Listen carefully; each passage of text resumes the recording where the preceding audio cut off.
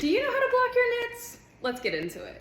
First and foremost, hey, I'm Liv. I've been knitting we don't gotta talk about it, but I got very serious about it about 5 years ago when COVID started. So I just bound off this beautiful finished object. It's fully my own design and she does need to be blocked. Let's do it together. These BBs are ready for their bath. Let's go. Welcome to my bathroom. We have a crystal clean sink. We have beautiful objects ready to go. And now we're gonna warm up the water to make it a little bit more than lukewarm, but definitely not steaming hot.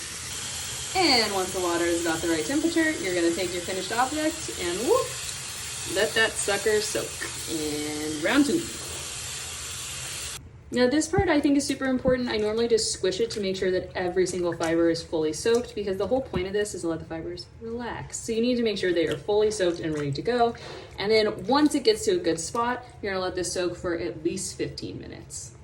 And 15 minutes later, we're ready to gently squeeze the water out. So what does gently squeeze the water out? It basically means when you have something that's large, you wanna make sure that you're picking up as much of it as you possibly can and gently squeezing the water out.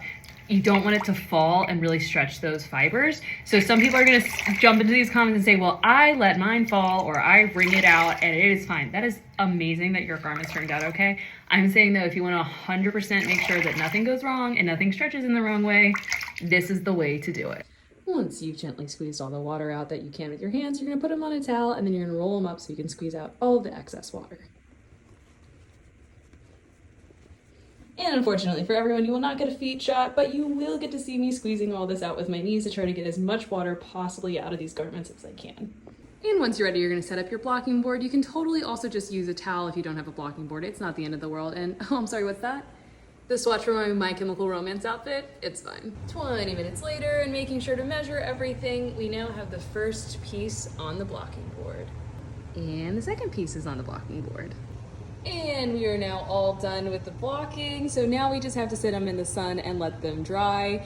The whole point of this is really just so those lines feel so much more smooth, that they're just a little bit more even and everything just looks a little bit better. So now we'll wait.